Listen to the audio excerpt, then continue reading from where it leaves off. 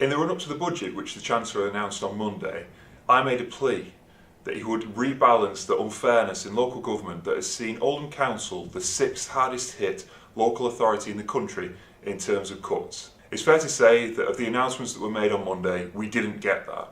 We got announcements of one-off payments for problems that we have known are systemic in local government and have existed for a long time.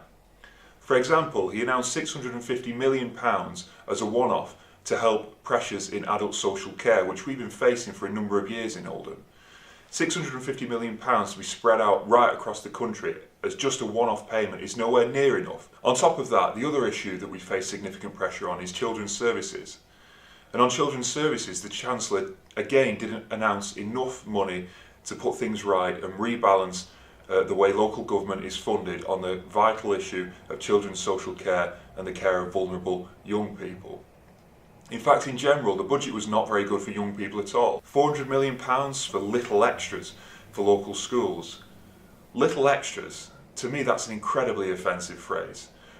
What schools really need is money to recruit teachers, money to drive up standards. There's over £400 million again been announced to put into roads around the country to be handed out to local authorities. £400 million spread between 418 local authorities across the UK. That's less than £1 million per council. Now, to put that into context, the other week here at Oldham we announced an investment of £12 million in our highways, and we know that even on top of that we need to put more in. What this budget has told us is that here in Oldham we can't rely on the government to come and bail us out. If anybody is going to fix Oldham's problems, is going to invest where we need to, it's going to be us here. Despite what the Chancellor announced on Monday, the fact remains that Oldham Council is £208 million worse off than we were just 8 years ago. That's a 42% reduction in the amount of money that we have to spend. So it's a tough job, but with the right ambition and the right ideas for Oldham, we will continue to do our best to deliver within the difficult financial constraints that the government has inflicted upon us.